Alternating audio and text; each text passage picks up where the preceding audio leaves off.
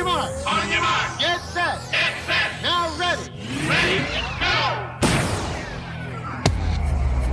Provocative, engaging, and usually quite a lady. Okay, they're asking for it. Deborah, go.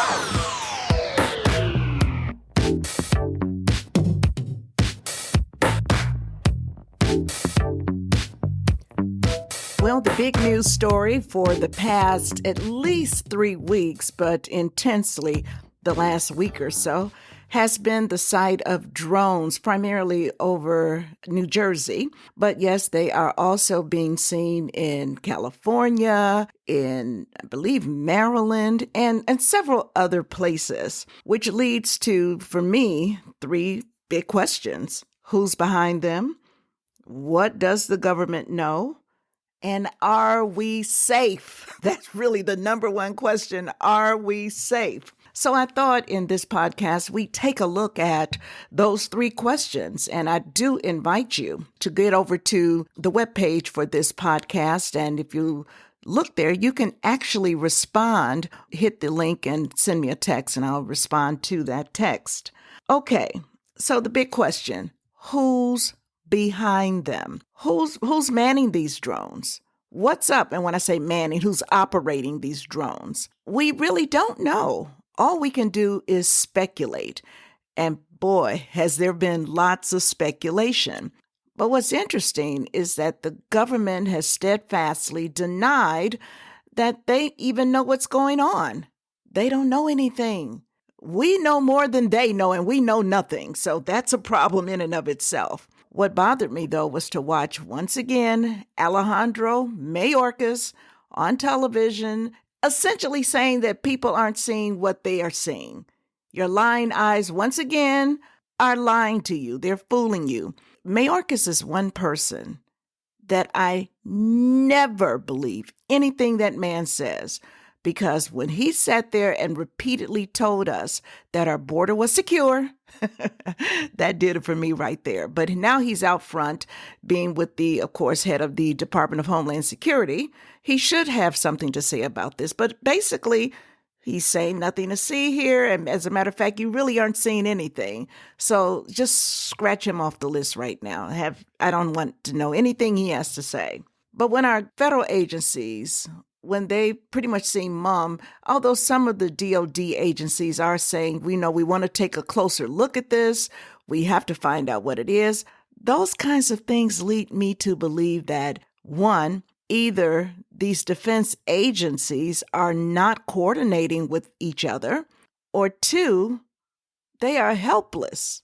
And if they are helpless, we are in big, big trouble. Just as a side note, for those who say that Pete Hegseth, President-elect Donald Trump's nominee to head the Department of Defense, that he's too inexperienced, here again, it's instances like this one right here with the drones that just knock that argument out the way.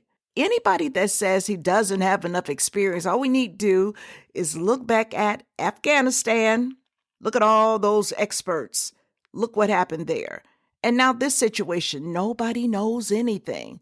Pete Hegseth, to me, sounds like a great choice, because at least I think this guy would lead the charge. This guy would fight to get us information and deliver that information to us.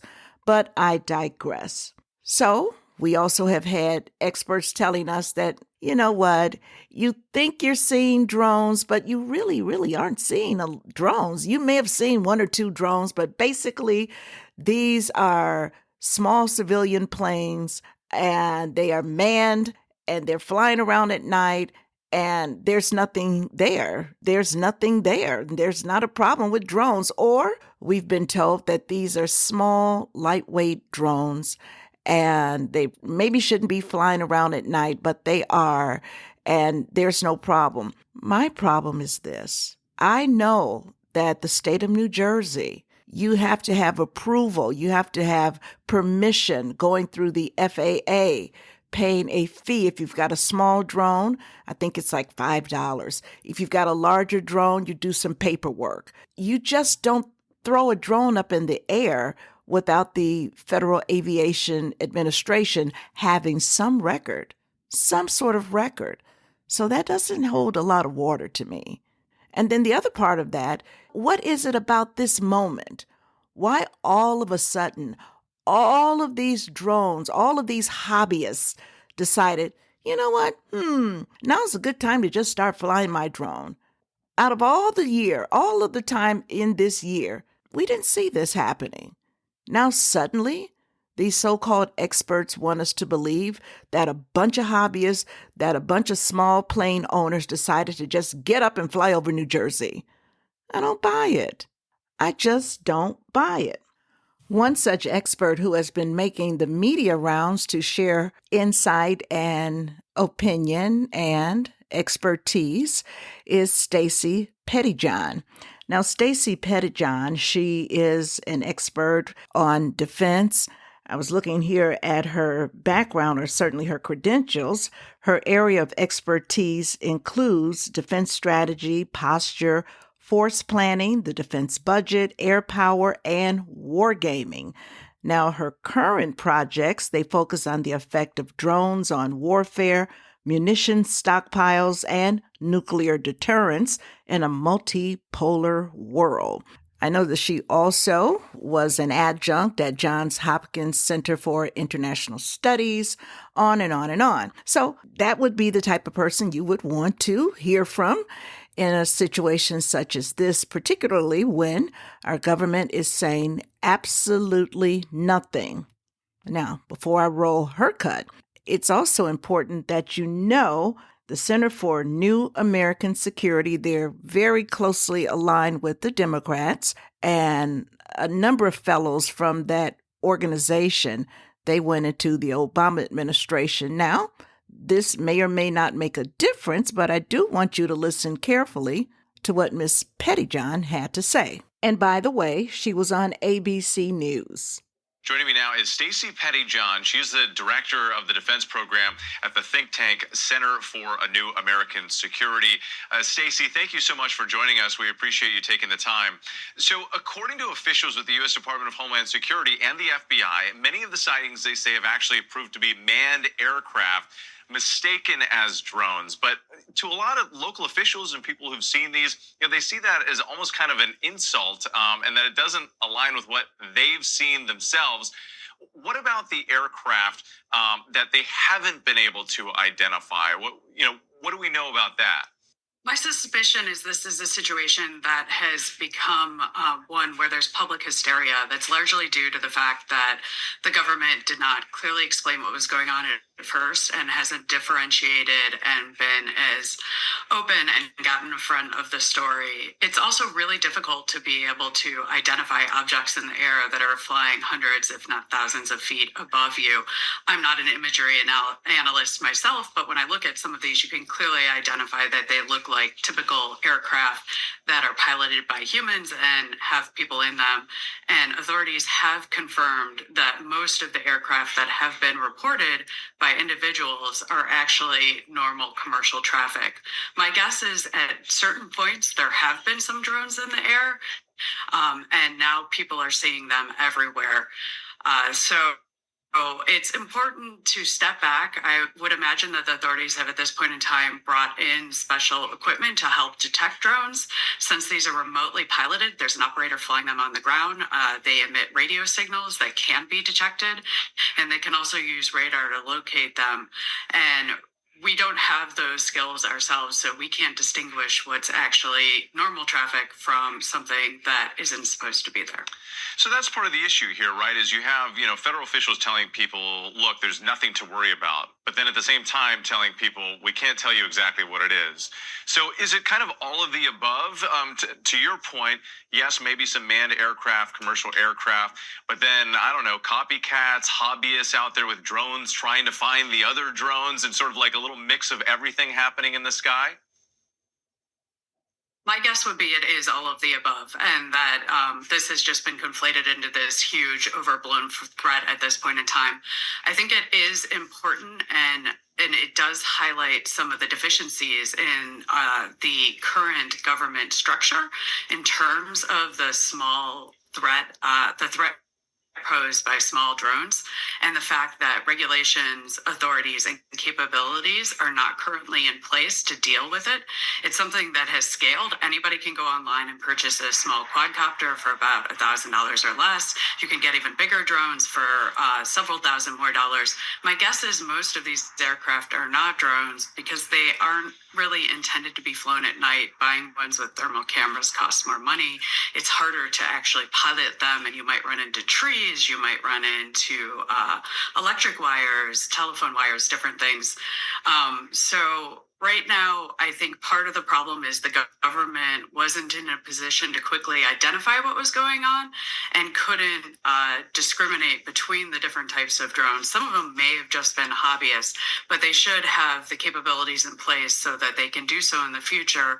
And then if there is actually a threat, be able to not only detect it, but then find a way to defeat it, which is also a problem in the United States because we can't just have folks shooting guns or missiles in the air like they do in Ukraine or in other war zones. You have to have other ways to take down drones that might pose a potential threat that are not going to endanger civil aviation or the people around them. Even having an object fly out of the sky or having shrapnel fly out of the sky could be a real problem. Yeah, officials warning people not to shoot any drones out of the sky. It is illegal to fire at any aircraft that you might see. Stacey Pettyjohn, thank you so much for your time. We really appreciate it. Okay, as a general rule of thumb, I do not play long audio clips. I didn't do it. We didn't do it in talk radio. You just don't do it. You can play multiple short clips, but the long clips, pretty much a no-no. I do realize that the clip that you just heard, that was a long clip, but this issue, I think, requires that we go a little bit more into detail, even though I don't necessarily agree with her. I'm somewhat distrusting of her, but it's important for you to hear that and you can make your own decision. This next clip that I'm about to play, this clip has gone viral. The person that you'll hear from is John Ferguson. He is the CEO of Saxon Aerospace. Now, I'm going to say this. I'm not fully confident that this is who he purports to be. I'm just not. And yes, I know that this video is all over the place, and I know that there are articles, news outlets everywhere. They're carrying the story. But for me, I have not seen anyone confirm that this guy is who he says he is. Now, all of the articles that I've read, and I have read many, they all reference the video from TikTok. And even some articles, I think NBC is one, maybe BBC was another, they say efforts or attempts to reach Mr. Ferguson were unsuccessful or were met with no comment. So, as I see it right now, as far as I'm concerned, someone has posted a video purporting to be the CEO of Saxon Aerospace. Now, to give him credence, and I'll do that too, if it's not John Ferguson from Saxon Aerospace, you would think that the people from Saxon Aerospace would issue a statement saying, we have no idea who this person is. That's why I kind of lean, I'm either way here. I also did a little digging myself, and I was just looking for images. And there are images of John Ferguson on the website for Saxon Aerospace. While the individual in the video and the picture on the website look similar, I just don't see them being the same person. And then I found another picture. They look similar, but just to me, I just don't see that as being the same person. I looked on LinkedIn. There is no image there. Now, I am also taking into account that the photograph on the website and the other picture that I saw somewhere else, they may have been taken a few years back. So this very well could be the actual CEO of Saxon Aerospace, and he's just a lot older now. I'm also taking that into account. Yeah, I'm going to play the audio in just a moment, but in addition to no news outlets actually confirming this guy's identity, I just think that it's just a little odd to me that the CEO of a company whose main business clearly is that they're a government contractor would do a viral video where he says that basically the government is dropping the ball. They aren't holding up their end of the deal for protecting Americans. He says that 80, I think he said, nuclear warheads are missing. And I searched and searched and searched and searched for that. I did see some nuclear warheads have gone missing, but it's like 6 since the 1950s. But that's neither here nor there. What is important in this context is that the guy speaking seems to know quite a bit about what he's talking about. I think that that is a legitimate level of expertise there. And I also think, well, I'll let you decide. We'll talk about that on the other side. Without further ado, let's listen to John Ferguson, who purports to be the CEO of Saxon Aerospace. Hey everyone, my name is John Ferguson. I'm the CEO of Saxon Aerospace here in Wichita, Kansas. I'm not normally a TikTok kind of a guy. I like watching this stuff every once in a while. But I'm a manufacturer of unmanned aircraft, military grade unmanned aircraft, as you can see one of my systems here. There's all of these mysterious drones going on off the East Coast, and as a professional, as a subject matter expert, I wanted to give you all my opinion on what I think could be going on with these drones. I don't particularly believe that these have a nefarious intent. I could be wrong, but I want to give you the truth and what I believe. It's my own opinion, and I've not bounced this off of anybody. So, if you think it's bullshit, whatever, that's cool. I don't want to spread misinformation, as we know that there's a lot of that going around. But anyway, back up a few years. Do y'all remember when those drones were mysteriously flying across the Interstate 70 corridor from Colorado up into Nebraska, down here into Kansas, and out into Missouri? Well, it was believed that those drones were looking for radioactive material because there had been some material that came up missing here in the United States, and they felt like it was high probability that the nuclear or the radioactive material would be taken along the Interstate 70 corridor heading east or west or south. So, from what we understand, they were out there trying to find this radioactive material.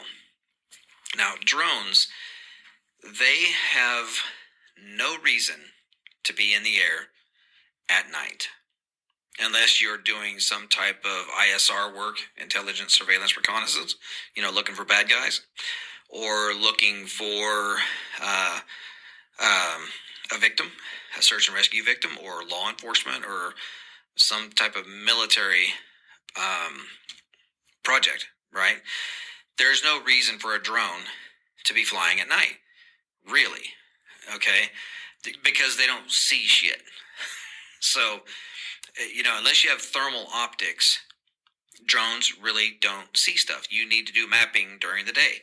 If you're going to do farming stuff, mostly do it during the day. The only reason why you would ever fly an aircraft, an unmanned aircraft at night, is if you're looking for something, whether it be a person or trying to smell gas. We have methane gas detection systems that can detect gas leaks in pipelines. You really wouldn't use thermal optics for trying to find gas leaks, just simply because the only way you're actually going to find a gas leak with thermal optics is if the gas leak is aggressive enough that it has a difference in temperature. Because thermal imaging, it creates a digital image based off of the temperature variance. So whatever is different in temperature, it creates an image. Usually gas leaks so slow that it goes quickly into ambient, before you can even see it. So we have special sensors that can detect gas leaks. We also have special sensors that can detect radioactive material. So, with this gentleman that I had spoken with who was trying to raise the alarm to try to get somebody in the government to say, hey, we need to work together to go try to find this nuclear warhead. None of that ever happened. They knew that warhead was on its way to the United States. That's all that ever came of it. Nothing ever happened. This government did not do anything at all to help this gentleman raise the alarm and raise awareness that there is a very deadly weapon on its way to the United States. It's out there. Nobody knows where it's at now. It left Europe. Now it's gone. So my guess, my own guess, is that these drones are not nefarious in intent. If they are, they are, but I doubt it. But if they are drones, the only reason why they would be flying and flying that low is because they're trying to smell something on the ground. That's it. There's no other reason for a drone to be flying in the air other than to piss a bunch of people off at night. That's it. So, my belief is they're trying to smell something on the ground. Gas leaks, radioactive material, whatever. So, and do I think that that they're coming up out of the ocean? No, I don't think so. Drones that are multi-copter type drones, not the fixed wing aircraft that look like regular airplanes, but the multi-copters, they only have so much battery life. They have hybrid versions that are gas powered with electric, but those can still only fly for a short period of time. There's no way in hell that any drone is going to go miles off the coast as a multi-copter and fly into the interior of the United States and do a bunch of work and then turn around and fly back. It's just physics will not allow that to happen. So these drones, I believe, are launched from a location that nobody knows, but I do believe that they're flying low enough that they're just trying to sniff the ground and try to find something. So again, I hate to be a pessimist or a guy that thinks, directly to the negative. However, I know as a professional, we build professional stuff for the military. I believe that they're actually out there trying to smell something that's very important. Those were just two of the many, many voices out there opining on the drone situation. But it still leaves a looming question. What does the government know? They clearly have to know something. Now, they may not want to tell us, and apparently they are not going to tell us. Is it because it's none of our business, or because if they told us, it would frighten us? And if we're frightened, then we've got a problem. Then we've got people attempting to shoot drones down. Then we've got people fleeing. That would be a problem. Years ago, a friend of mine, her dad was an engineer, but he had a high-level type of job. And I'll never forget, he said, if the government told us everything, we would all just be nervous wrecks. He said more than that, but that part of it really stuck with me. And so I kind of get that too. But if it has something to do with our safety, there has to be a better approach. Even if it's just the government saying, we have some cause to believe there are people, or that there is a possibility for danger. We're on top of it. We're investigating. You are safe. We have the ability, the capability to eliminate any threat. We just want to find out more about it. So you may be seeing an inordinate amount of drones in your airspace, but we are on top of it. I think that would calm most people down. But to say nothing, that worries people, because it opens up the door for all manners of theories. And there are lots of theories out there. So I thought, let's take a look at some of these theories, and let's classify them as likely, unlikely, or possible. So the number one theory out there is foreign enemies, that there are foreign enemies who have entered our airspace. I think there was a congressman out of New Jersey or some sort of state legislator, but a public official out of New Jersey who said that he had it on good order from one of his well-placed sources that Iran, that they had put a motherload of drones off the East Coast, coming off the ocean. And that's what this is all about. He was readily criticized by many people. Most people said, no, that's not the case. And I tend to agree. I'm going to mark this theory as unlikely. I guess more specifically, I don't think that a motherload of drones was set off of the East Coast without the knowledge of our government. And had that happened, I think the government would have addressed that. Am I being too confident in the government? I don't think so. I think they would address that. Now, it has been said that the U.S.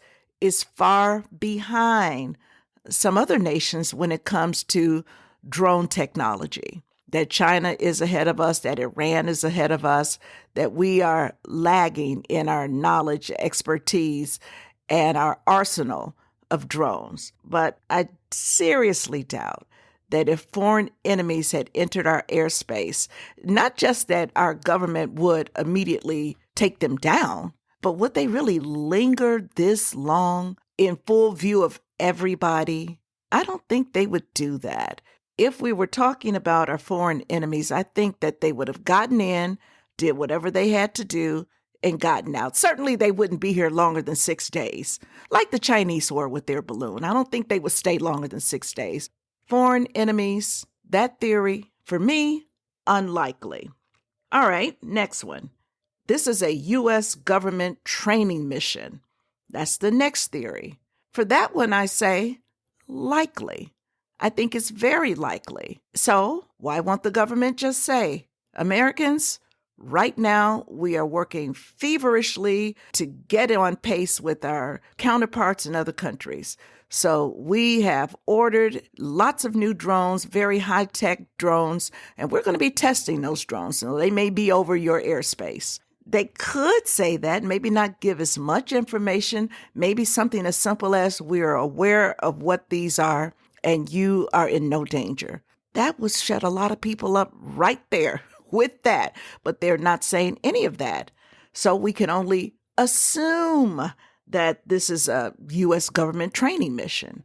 For that one, I'm saying it's likely. Now, as I said many times before, I like reading defense news. I just like reading defense news because I like to know what our defense agencies are doing, because that means that's about my safety. That's about your safety. But I did come across this article. It says East Coast Marine Drone Squadron conducts first Reaper flight. Then they have a picture here of an MQ-9A Reaper.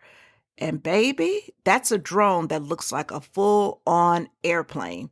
It's huge. They're doing this drone training. They said it was successful, but they've done this on the East Coast. We're seeing these drones on the East Coast. And they say that this achievement is more than a technical success.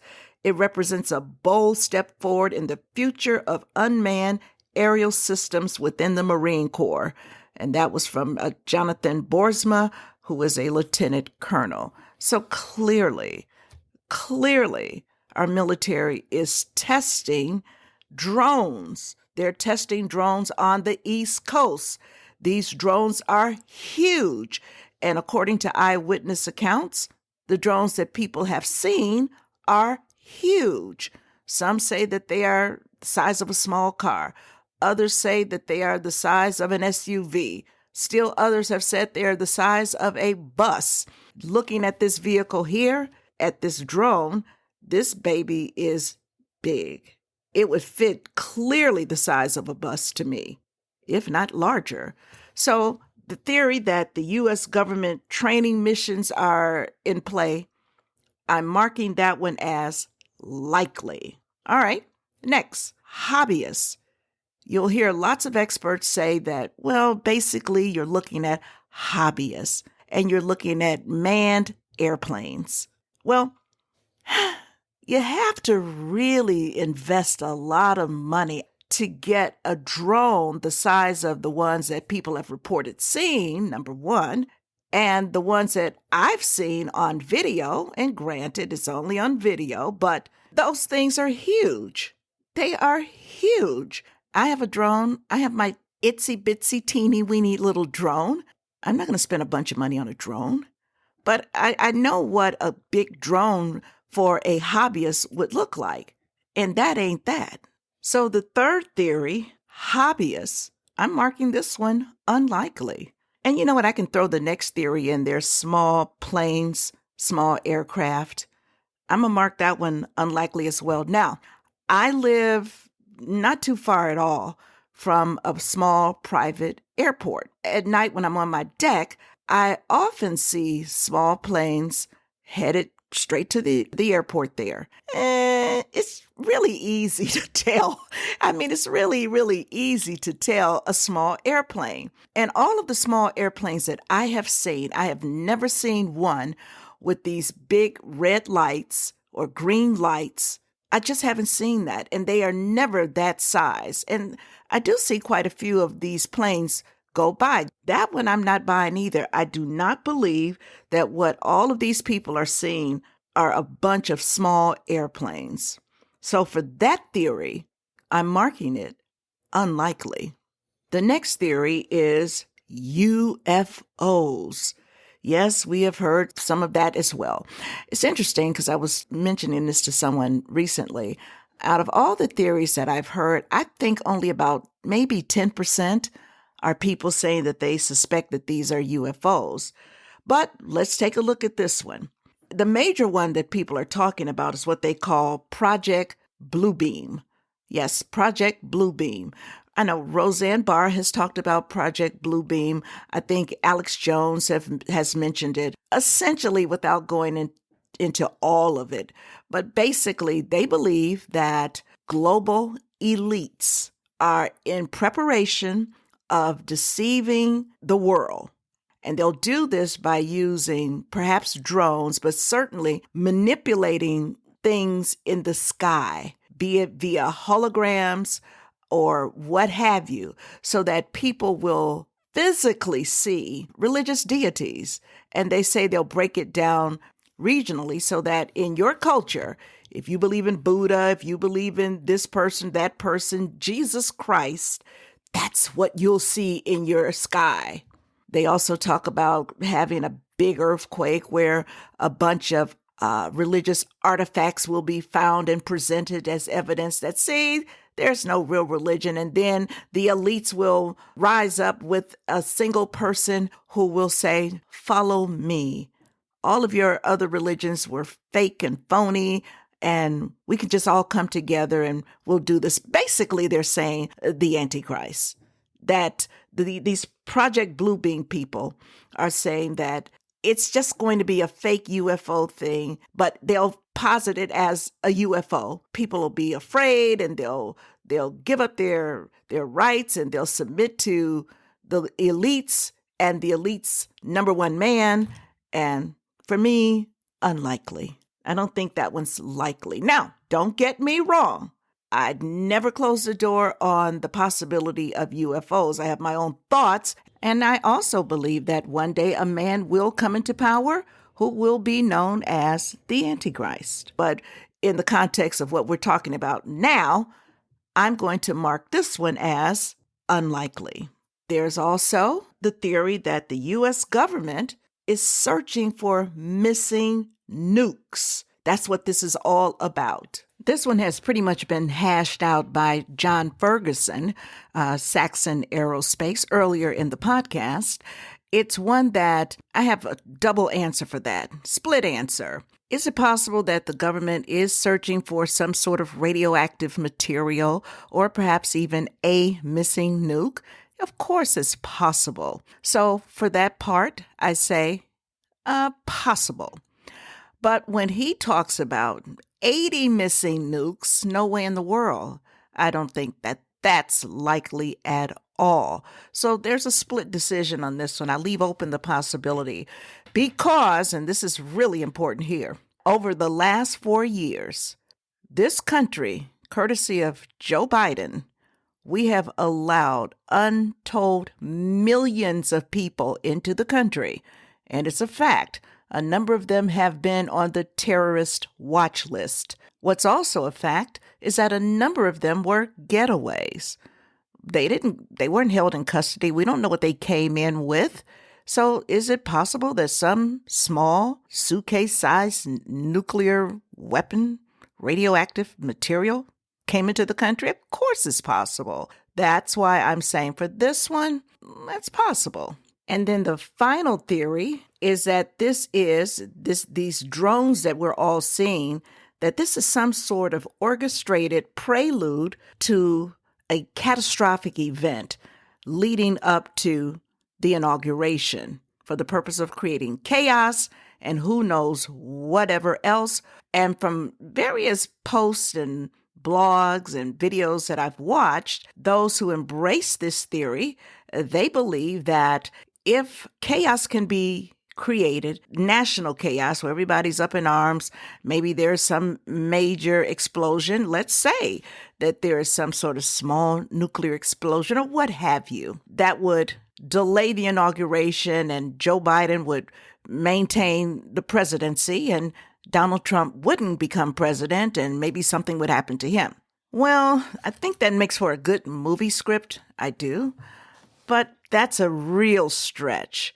First of all, even if the inauguration is delayed, the president-elect, he may not become president if he's injured, but his vice president would then take over and run the country until the president is able to assume his duties as president. And of course, if he dies, then that's another question. But Joe Biden doesn't stay there. To be clear, and you can probably tell, I'm not a lawyer. I say that whenever we talk about legal type things, but having read some things related to this scenario, it does seem that the 20th Amendment, which of course sets our date for the inauguration, it also does outline what I just explained, that if something should happen to the president-elect, then the vice president will then perform those duties. Now, there is something else we can look at that feeds into the theory that a major catastrophic act will occur prior to the inauguration. We know about the Posse Comitatus Act, and that, of course, prevents the federal government from enacting the military to assist local law enforcement in the event of law breaking that's run amok and some sort of disaster, which some people have been talking about. Well, he'll just declare martial law and there won't be an orderly transition. He can't call up the military under the Posse Comitatus Act, but we do know that there is an exception to it, and that's the Insurrection Act, that does allow the president to deploy the military for domestic purposes. They can go out and say, hey, local police, we're here to back you up. That could happen. So, you never shut the door on anything, but weighing between likely, unlikely, possible. This one I'm going to put into unlikely, but we shall see. It is interesting that President-elect Trump, he has weighed in on the situation with all of these drones. And what he had to say, it is rather interesting. Can you comment on the drones that are flying around New Jersey ports? The government knows what is happening. They know where it came from and where it went. And for some reason, they don't want to comment. Something strange is going on. For some reason, they don't want to tell the people. And they should, because the people are really... they happen to be over Bedminster. Will you shoot them down? They're very close to Bedminster. I think maybe I won't spend the weekend in Bedminster. I've decided to cancel my trip. Have you received an intelligence briefing on the drones? I don't want to comment on that. Now that is very, very cryptic. He did not say that he couldn't comment on it. He said he didn't want to comment on it. Frankly, it's appropriate for President-elect Trump not to say anything. He's not in office yet, but I think if he were, he would give us a sense of stability and calmness and just let us know we're okay. Everything's going to be all right. So no blame for him there. But I liked what we did today. I like looking at the theories. Visit me over at deborahrowe.buzzsprout.com. Download the podcast, and while you're there, you can click the link at the bottom there. Text me. Tell me what you think. Give me your theory, your opinion, and visit me on all of my socials. Damn it, John, I want some answers, and I want them now.